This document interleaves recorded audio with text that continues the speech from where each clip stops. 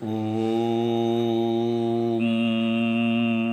तामग्निवर्णं तपसा ज्वलन्तीं वैरोचिनीं कर्मफलेषु दुष्टां दुर्गां देवीं शरणमहं प्रपद्ये महेश्वरान्नास्तीत्र्येते नमः। मैं कमलेश झा, सहायक प्रोफेसर व्याकरण विभाग जुथालाल संस्कृत महाविद्यालय मझौलिया पश्चिम चंपारण। मैं आज शास्त्री तृतीय खंड के छात्रों के लिए व्याकरण पंचम पत्र के रूप में पढ़ाई जाने वाली पुस्तक परम लघु मंजूषा, जिसका कि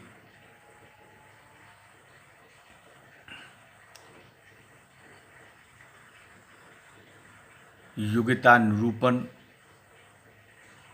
पढ़ाने जा रहा हूँ। शब्द बोध में सहायक कारण चार हैं। शब्द ज्ञान के जो चार सहायक कारण हैं, आकांक्षा, योग्यता, आसक्ति और तात्पर्य। उसके अंतर्गत आकांक्षा के विषय में कल बतलाया जा चुका है। अब दूसरा है योग्यता। योग्यता निरूपण अभी प्रारंभ करने जा रहा हूँ। योग्यता च परस्पर अन्वय प्रयोजक धर्मवत्वम।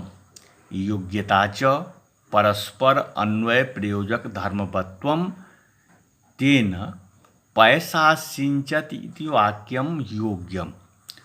अस्ति च शेकान्वय प्रयोजक द्रव्यवत्वम योग्यता जले करणत्वेन जलान्वय प्रयोजकाद्रीकरणत्वम योग्यता सेकक्रियायाम्। अतएव बह्निना सिंचति इति वाक्यम अयोग्यम। बह्ने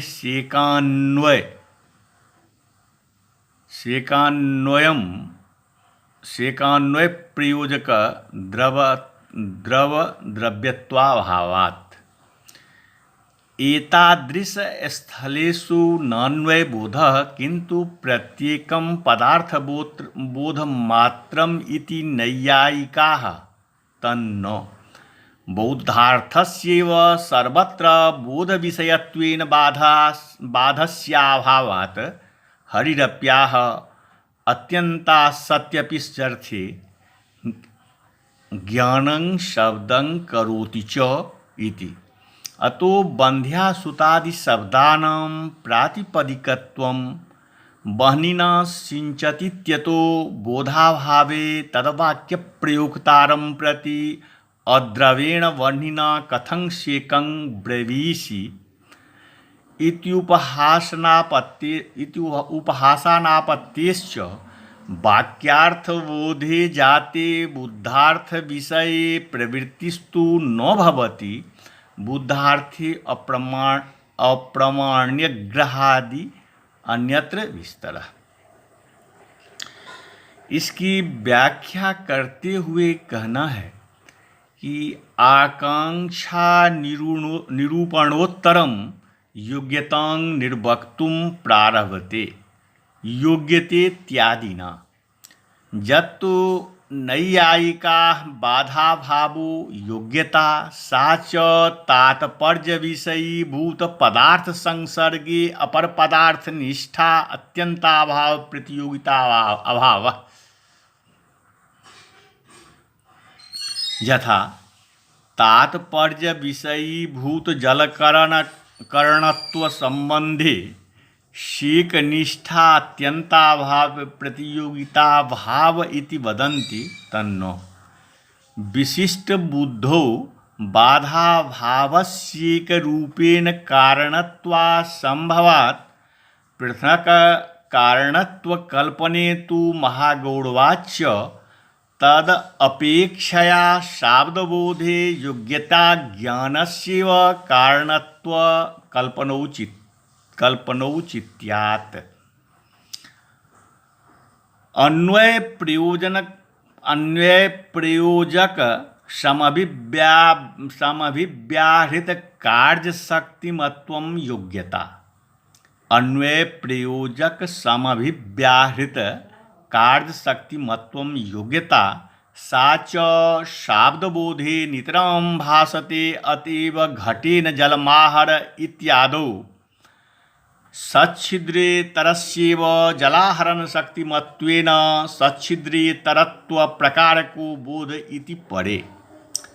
परस्परेति परस्परमन्वय प्रयोजको जो धर्म तद्वत्वम् अयमेव अर्थावाद इत्युच्यते। तथा चेत्थं कार्यकारणभावः फलितो भवति। तद्वाक्यजन्य तदर्थनिष्ठ विषयता निरूपक शाब्दबोधं प्रति तद्वाक्य घटक पदार्थनिष्ठ विशेष्यता निरूपक परस्परान्वय बोध प्रयोजक धर्म प्रकारक ज्ञानम कारणम इति। तच्च ज्ञानम हि पदार्थ स्मृति अनंतरम एव अपेक्ष्यते। तदैव बाधक ज्ञानोदय संभवात् न हि एक पदस्य अपर पदार्थ समभिव्यवहारे तत्संभवः। एवंच शाब्दबोधं प्रति योग्यतापि हेतुरिति बोध्यं पयसा सिंचति इत्यादौ तु शेकान्वय प्रयोजक धर्म जलत्वस्य पयसि एवं पयः करणकान्वय प्रयोजक धर्म शेकत्वस्य शेकक्रियायाम् इति समन्वयः। तथा चात्र जलनिष्ठ करणता निरूपक आद्रीकरणानुकूलैक आश्रय को वर्तमान कालिको व्यापार इति शाब्दबोधः भवति फलति। अतएव योग्यतायाः अन्वयबोध अतएव योग्यतायाः अन्वयबोध प्रयोजकत्वादेव बह्निना सिंचति इत्यत्र तृतीयार्थकरणताया निरूपकत्वे नाद्रीकरणरूपे शेक एक एवान्वयः किन्तु नितरां तत्संभवः बहनावाद्रीकरणताया बाधितत्वात्। बौद्धार्थस्येवेति बुद्धिविषयार्थस्यैव शब्दशक्यत्वेन तस्य शाब्दबोधविषयत्वे निर्बाधम् इति भावः। अत्रेदं तत्त्वं कस्यापि ज्ञानस्य बाधज्ञानं हि वस्तुतो न प्रतिबन्धकं बाधकालेऽपि विद्यमानायां सामग्र्यां ज्ञानस्य समुत्पद्यमानत्वात् तत्र स्वसामग्र्या जायमानयोर्ज्ञानयोर्यस्य ज्ञानस्य दोषविशिष्टसामग्रीजन्यत्वं नैव तस्य प्रामाण्यम्। यस्य तु पुनर्दोषरहितसामग्रीजन्यत्वं तस्यैव प्रामाण्यम् इति लघुमञ्जूषायां स्पष्टम्। अत्यन्तासत्यम् अपिति कारिकाया उत्तरार्धस्तु इत्थम् अवश्यः अत्यन्तासत्यपि अर्थे ज्ञानं शब्दः करोति च अवाधातु प्रमामत्र स्वतः प्रामाण्य निश्चलाम्। अतो बन्ध्यासुतेति एष बन्ध्यासुतो जाति ख पुष्पकृत शेखरः कूर्मक्षीरचयस्नातः शशशृङ्गधनुर्धरः करिणां शतमङ्गुल्याः अग्रे क्रीडति नित्यशः कर्णयोर्विवरं सिंहः प्रविश्य प्रतिगर्जति इत्यादि शब्दानाम् उत्पद्यमानस्य शाब्दज्ञानस्यानुभवसिद्धतया नैव कदाचित् बाधसंभवः किन्तु तज्ज्ञानविषयीभूत वाच्य अर्थस्य बाधाद् अप्रामाण्यं विषयस्याबाधाच्च सर्वत्रैव प्रामाण्यम् इति तत्त्वम्। कहने का तात्पर्य है कि परस्पर में अन्वय का प्रयोजक अर्थात जुटाने वाला धर्म जिसमें रहे उसे योग्यता कहते हैं। परस्पर में अन्वय का प्रयोजक अर्थात जुटाने वाला धर्म जिसमें रहे उसे योग्यता कहते हैं। जैसे पैसा सिंचत इति वाक्य में सेकक क्रिया के साथ सिंचन क्रिया के साथ अन्वय जुटाने वाला द्रव्यत्व योग्यता जल में है और करण कारक के द्वारा जल में अन्वय प्रयोजक ओदा करने की योग्यता सेकक क्रिया में है। इसलिए बहनिना सिंचति अर्थात आग से सींचता है यह वाक्य अयोग्य है, क्योंकि आग की सेकक क्रिया में अन्वय कराने वाला द्रव्यत्व योग्यता नहीं है। इसीलिए बहनिना सिंचत यह वाक्य प्रमाणित नहीं है, अप्रामाणिक। नैयायिकों ने यह कहा है कि ऐसे ऐसे स्थलों में अन्वय बोध नहीं होता, किंतु प्रत्येक पदार्थ का बोध होता है। यह भी ठीक नहीं, क्योंकि बौद्धार्थ ही सभी जगहों में बोध का विषय हुआ करता है। इसीलिए यहाँ बाद का अभाव है। हरि ने भी कहा है, भर्तृहरि ने इसके विषय में कहा है कि अत्यंत अविद्यमान पदार्थ में भी शब्द ज्ञान करता है। अत्यंत अविद्यमान पदार्थ में भी शब्द ज्ञान करता है। इसीलिए बंध्या का लड़का, आकाश का फूल कान पर रख, कछुए के दूध में स्नान कर, खड़हे की सींग का धनुष बनाकर धारण करता हुआ जाता है। इन वाक्यों में भी बौद्धार्थ लेकर ही प्रातिपदिक संज्ञा होती है। बहनिना सिंचति इति वाक्य से बोध नहीं होने पर भी इस वाक्य के प्रयोग करने वालों के प्रति द्रव रहित अग्नि से किस प्रकार सींचने कहते हो, यह उपहास तभी हो सकता है जबकि बौद्धार्थ माना जाए, अन्यथा नहीं। लेकिन वाक्यार्थ बोध हो जाने पर बुद्धार्थ विषय में प्रवृत्ति लोगों को नहीं होती, क्योंकि बुद्धि विषयक अर्थों में प्रामाण्य नहीं हुआ करता है। यह सब लघु मंजूषा में विस्तार पूर्वक बतलाया गया है। अब योग्यता के बाद है आसक्ति।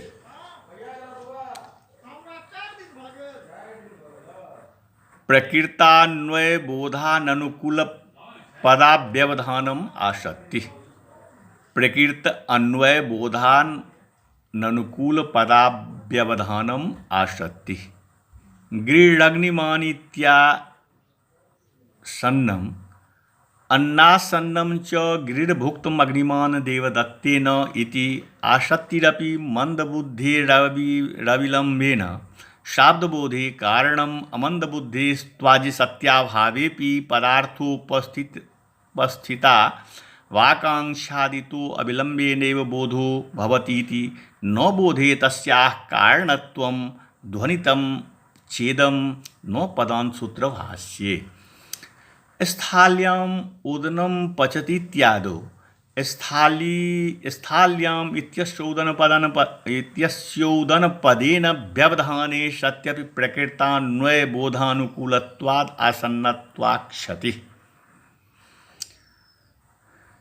इसका विवेचन करते हुए कहना है, योग्यतांग निरूप्य आसक्तिं निरूपयितुम उपक्रमते प्रकृतान्वयेति। प्रकृतो जो अन्वय बोधस्तदनुकूल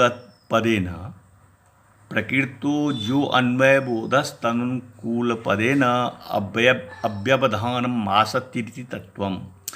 प्रकृतान्वयबोधानुकूलपदव्यवधाने तु शाब्दबोधो भवत्येवेति तात्पर्यम्। अन्वयप्रतियोगिपदार्थानां तद्बोधकपदानां चाव्यवधाने नोपस्थितिरेव आसक्तिरित्यर्थः। एकपदोच्चारणानन्तरं स्वारसिकार्धमात्राकालव्यवधानस्य पदान्तरोच्चारणे सर्वत्र सुसहत्वात् अतएव गाम इत्युच्चार्य प्रहरानन्तरमानयेत्युच्चारणे आसक्त्यभावान्न गवानयन प्रतीतिः। ध्वनितं चेदं संहितासंज्ञासूत्रे भाष्ये गिरिर्भुक्तमग्निवान् देवदत्तेन इत्यादौ गिरिपदस्य भुक्तपदेन व्यवधानान्नासक्तिः परं यम् आसक्तिर्मन्दबुद्धेरेव शाब्दबोधे कारणं त्वमन्दबुद्धेः यतस्त्वं सत्याभावेऽपि पदार्थोपस्थितौ आकाङ्क्षादितः शीघ्रमेव बोधो जायते इति नासक्तेः कारणत्वं ध्वनितं चेति। अत्र भाष्ये स्वर्गदीर्घयलोपानां स्थानिबद्धावनिषेधप्रसङ्गे स्वरे कर्तव्ये आकर्षिकः चिकीर्षकः दीर्घे प्रतिदिव्न इत्यादो लोपाजादेशस्य स्थानिबद्धावप्रतिवेदनिक इति निषेधं विधाय तत्तर्हि वक्तव्यं न वक्तव्यम् इहि लोपोऽपि प्रकृतः आदेशोऽपि विविधग्रहणमपि प्रकृतम् अनुवर्तते। दीर्घादयोऽपि निर्दिश्यन्ते केवलं तत्राभिसन्धिमात्रं वक्तव्यं। स्वरदीर्घयलोपविधिषु लोपाजादेषु न स्थानिवत् इति तत्राक्षेपः कृतः। आनुपूर्वेण सन्निविष्टानां यथेष्टसम्बन्धः शक्यते कर्तुं न चैतत् आनुपूर्वेण सन्निविष्टानि तस्योपरि समाधीयते। आनुपूर्वेणापि सन्निविष्टानां यथेष्टम् संबन्धो भवति तद्यथा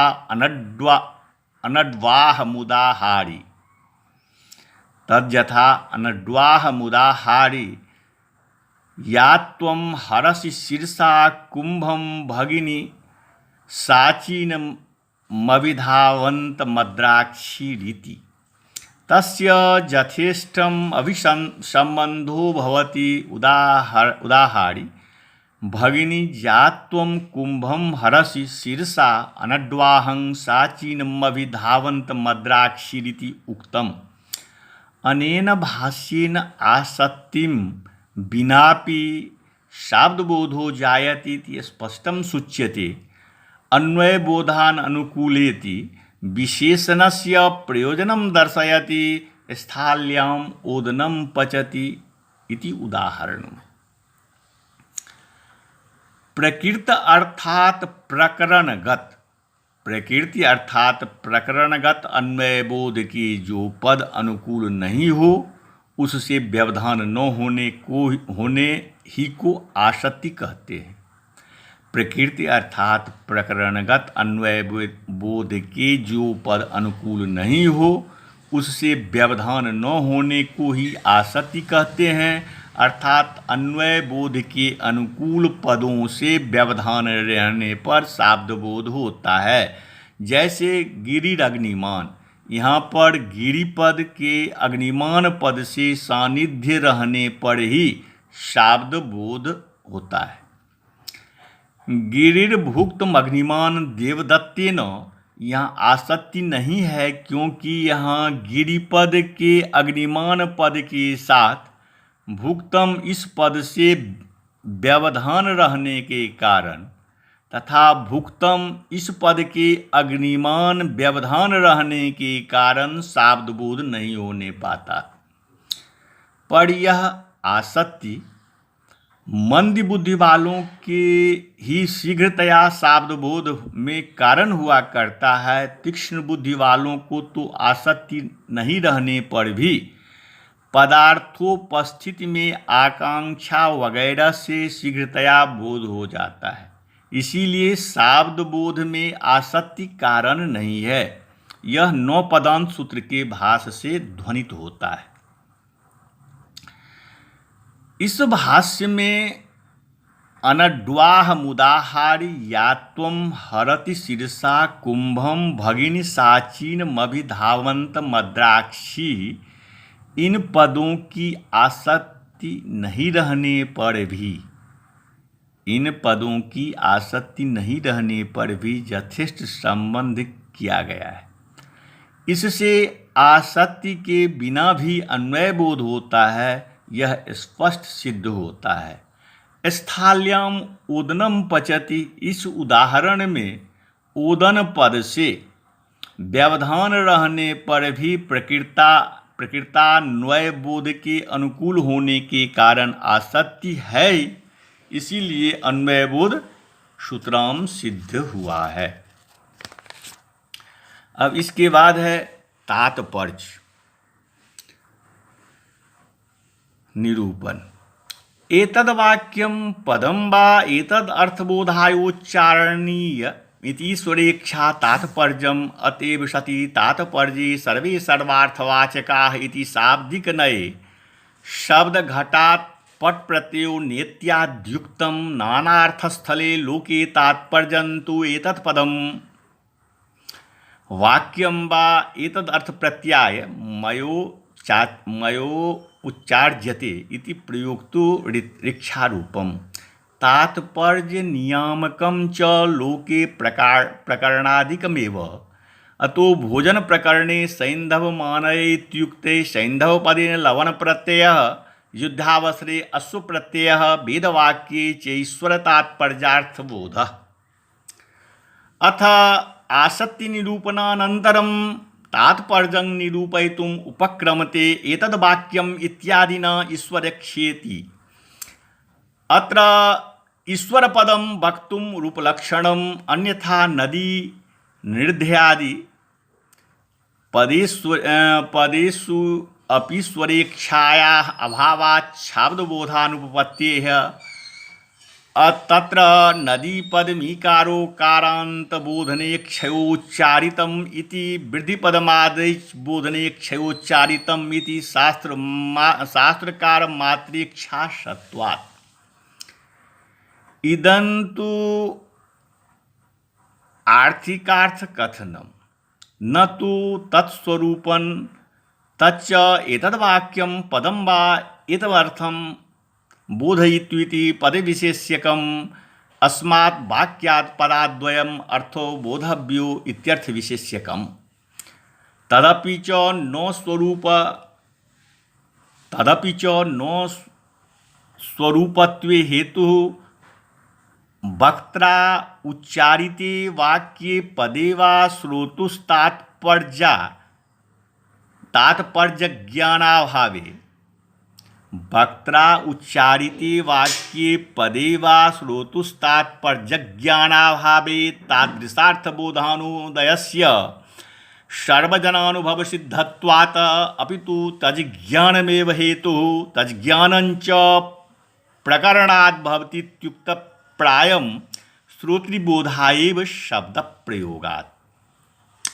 तथा हि घटपदं घटत्वावच्छिन्ने शक्तम् इति शक्तिज्ञानवान् पुरुषः घटम् आनयेति श्रुत्वा घटमात्रोपस्थितो एतद् घटपदं काशिस्थघटबोधने क्षयोच्चारितं तदितरघटबोधने क्षया वा।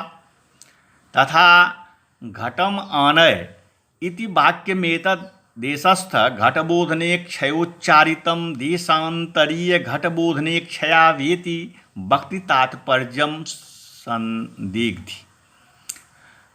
तद अनन्तरम् एतत् पदम् एतद् अर्थं बोधने क्षयोच्चारितम् इति प्रकरणान्निश्चित्यार्थं बोधं प्रतिपद्यते। तथा चेत्तम कार्यकारणभावः तदपदजन्य तदर्थविषयकशाब्दबोधं प्रति तदर्थविषयकं बोधजनकत्वनिष्ठप्रकारता निरूपित तत्पदनिष्ठविशेष्यताकं तत्पदजन्य बोधविषयत्वनिष्ठ प्रकारता निरूपित तदर्थम निष्ठ विशेषताकं वा भक्ति तात्पर्य ज्ञानं कारणम् इति फलति।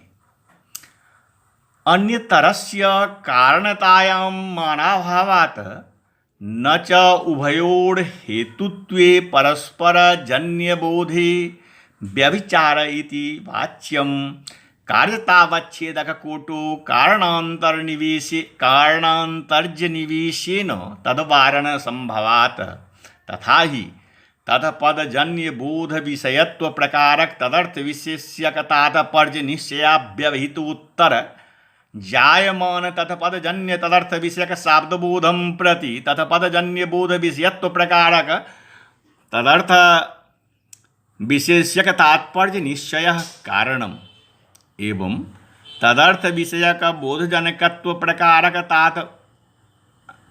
बोध प्रकारक तत्पद विशेष्यक तात्पर्य निश्चया व्यवहितोत्तर जायमान तत्पदजन्य तदर्थ विषयक शाब्द प्रति वक्तृ तात्पर्य निश्चयः कारणम् इति ध्येयम्।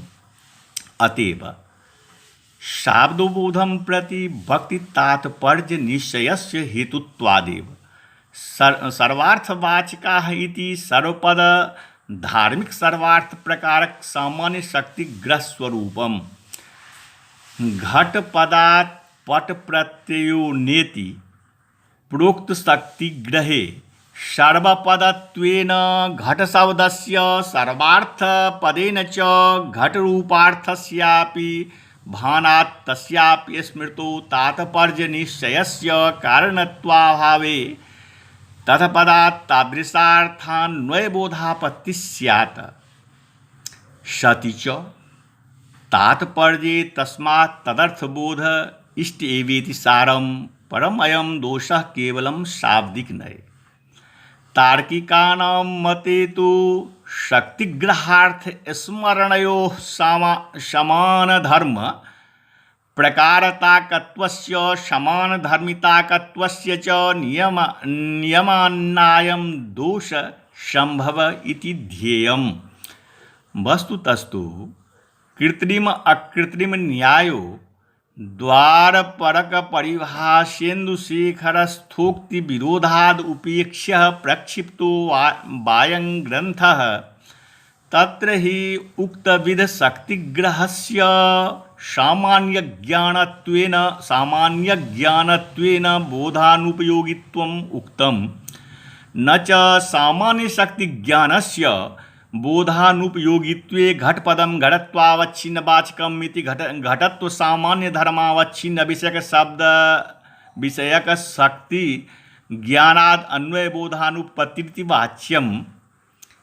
धर्म विशेषानवच्छिन्न प्रकारताकत्वस्यैव सामान्यत्वान्न तु यथा कथंचित् व्यापक धर्मावच्छिन्न प्रकारताकत्वस्य येन तद्घटत्वापेक्षया घटत्वस्य व्यापकत्वं स्वीकृत्य तदापत्तिः प्रभवेत। अस्तु वा यथा कथंचित् सामान्यत्वोपगमः तथापि सामान्यज्ञानं तु न विशेषबोधोपयोगीति परिभाषेन्दुशेखर ग्रन्थस्याशयात्। युक्तन्तरं चैतत् तत्पदजन्यधर्मावच्छिन्न विषयकशाब्दबोधं प्रति तत्पदनिष्ठ तद्धर्मावच्छिन्न निरूपित शक्ति ज्ञानाधीन तद्धर्मावच्छिन्नार्थोपस्थितेर हेतुतया यद्धर्मावच्छिन्न निरूपितं शक्ति ज्ञानं तद्धर्मावच्छिन्नार्थ विषयकोपस्थित शाब्दबोधयो रेवेष्टत्वात्। अतएव द्रव्यपदं द्रव्यत्वावच्छिन्ने शक्तमिति शक्तिज्ञानात् घटत्वावच्छिन्न विषयकस्तद् द्रव्यत्वावच्छिन्न विषयको वा अन्वयबोधो न जायते। ननु तद्द्रव्यत्वावच्छिन्न विषयतायास्तत्त्वावच्छिन्नत्वेपि द्रव्यत्वावच्छिन्नत्वं न विहन्यते इति चेत् न। कार्यकारणो भय कुक्षो तद्धर्मावच्छिन्नो भय कुक्षो तद्धर्मावच्छिन्न विषयतापदेन तद्धर्म पर्याप्ता छेदकता निरूपित विषयताया ग्रहणात्। नानार्थ स्थल इति तत्वंच नानार्थ निरूपित नाना शक्ति त्वमेव। अर्थे नानात्वं च नानाधर्मावच्छिन्नत्वम् अत एवार्थ भेदात् शब्द भेदेपि घटत्वाद एक धर्मावच्छिन्न वाचक शब्दानां न नानार्थकत्वं न च अर्थभेदात् शब्दभेद पक्ष एव न वर इति वाच्यं। सकृद उच्चारितः शब्दः सकृद अर्थं गमयति इति न्यायस्य जागरूकत्वेन नानार्थस्थलीयाति प्रसंगवारणाय चावश्यकत्वेनार्थभेदे शब्दभेदाद् अंगीकार मंतरेण गत्यंतरा अभावात्। यह वाक्य या पद उस अर्थ के बोध कराने के लिए उच्चारणीय है। इस प्रकार यह वाक्य या पद उस अर्थ का बोध कराने के लिए उच्चारणीय है। इस प्रकार की ईश्वरेच्छा को ही तात्पर्य कहते हैं। इसलिए तात्पर्य रहने ही पर सर्वे सर्वार्थवाचका अर्थात सब पद सभी अर्थों का वाचक है।